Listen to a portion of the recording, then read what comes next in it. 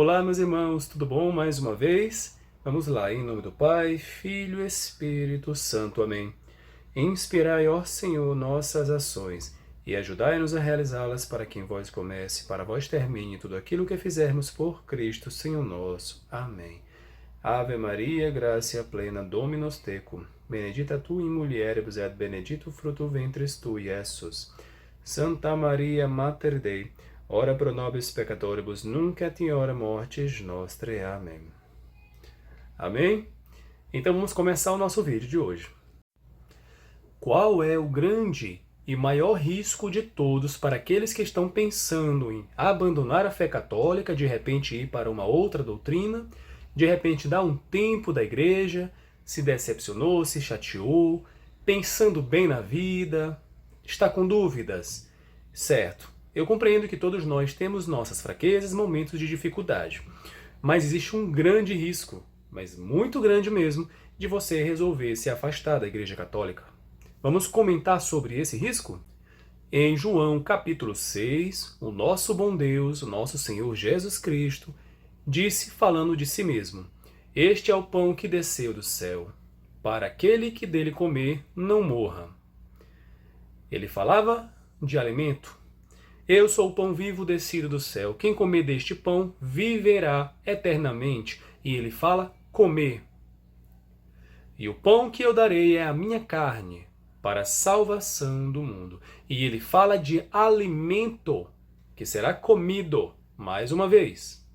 No próximo versículo, disputavam entre si os judeus, perguntando-se: como pode este dar-nos de comer a sua carne? Realmente é uma coisa difícil de compreender se você não entender o mistério. Jesus disse-lhes: em verdade vos digo, se não comerdes a carne do Filho do Homem e não beberdes o seu sangue, não tereis a vida. E ele fala mais uma vez, comer e beber, mais uma vez. Próximo versículo. O que come, mais uma vez comer, a minha carne, mais uma vez fala de alimento. E bebe o meu sangue, tem a vida eterna. E eu o ressuscitarei no último dia. Por quê? E agora vem a parte que explica bem esse mistério. Muita gente até aqui ainda insiste em dizer que a carne de Cristo é só uma representação. E vamos então ver se é representação? A própria palavra de Deus explica. Porque a minha carne, no versículo 55, a minha carne é verdadeiramente comida e o meu sangue verdadeiramente bebida. Ora, se eu chego no trabalho, um exemplo, apressado, alguém pergunta, como você chegou? Eu disser assim, olha, eu vim voando. É meio óbvio que as pessoas têm a tendência de entender, nesse momento, um sentido conotativo, figurativo desse vir voando, ok? Mas se eu disser, não, eu verdadeiramente vim voando, eu de fato vim voando, ou eu vim voando de verdade. Se eu falar dessa forma, qual é o sentido? Sim, nesse momento o sentido é o da palavra, é o literal. De fato, Cristo disse: a minha carne será verdadeiramente uma comida e o meu sangue verdadeiramente uma bebida. Minha carne, entenda, será uma comida de verdade e o meu sangue será uma bebida de verdade. Repare que de tantos versículos, em nenhum momento o Senhor falou de representação, de figuração, de aquilo que simbolizará. Ele não falou símbolo, não falou representação, ele falou carne e ele disse de verdade.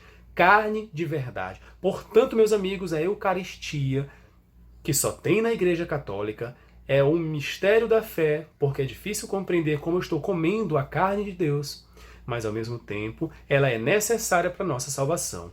Existem católicos que, estando na igreja, pelo menos fisicamente, frequentadores da igreja, às vezes não são igreja, eles ainda insistem em não comungar. Alguns, por exemplo, não comungam por causa de namoro, por causa de pecado, de fornicação, que durante o namoro acontece, não se arrepende, não se confessa e nem aparta esse namoro. E acaba não podendo comer a carne do Senhor. Então, primeiro, não está sendo católico. Segundo, você está arriscando de perder a salvação. E quando, ainda na mentalidade protestante, eu li 1 Coríntios capítulo 11, versículo 29, ali foi o gatilho para eu me tornar católico. Lá vai dizer: quem come do pão e bebe do vinho, sem reconhecer que se trata do corpo do Senhor, come e bebe a própria condenação. E ali eu soltei a Bíblia, botei a mão na cabeça, fiquei realmente transtornado no intelecto, mas ao mesmo tempo cheio de paz no coração, na alma e felicidade. E ali eu reconheci que não pode receber o corpo de Cristo sem reconhecer que ali é Cristo, portanto não é representação. Tem que reconhecer. Você tem dúvidas, então evite comungar por enquanto. Ore, primeiro busque a Deus, se converta, se confesse e busque realmente crer. Sem comprovação, porque a fé verdadeira é essa, a sobrenatural. E ali você se tornará um verdadeiro cristão, reconhecendo a carne do Senhor a te alimentar, cristificando a tua carne também, não somente o teu espírito. Afinal de contas, na ressurreição dos mortos, nós não iremos só a alma para o céu, nós iremos o corpo e a alma. Então, se em algum momento você cogitou a possibilidade de se afastar da igreja, seja para outra doutrina, pense, nessa outra doutrina tem carne de Cristo? Verdadeiramente ou é só uma representação? Nas demais doutrinas, os irmãos protestantes, eles dizem que é só uma representação. Então nem eles acreditam na carne de Cristo. Se você pensou em se afastar da igreja, ou porque vai para outra comunidade religiosa, ou porque você se chateou com o padre, ou porque você achou que lá dentro tem muita gente hipócrita, esqueça tudo isso. Até no meio da rua, se eu clamar o Espírito Santo, ele vem. Então o Espírito de Deus preenche todo o universo. Mas a carne de Cristo, verdadeiramente, só tem em um lugar. Obrigado a todos que assistiram até aqui. Valeu!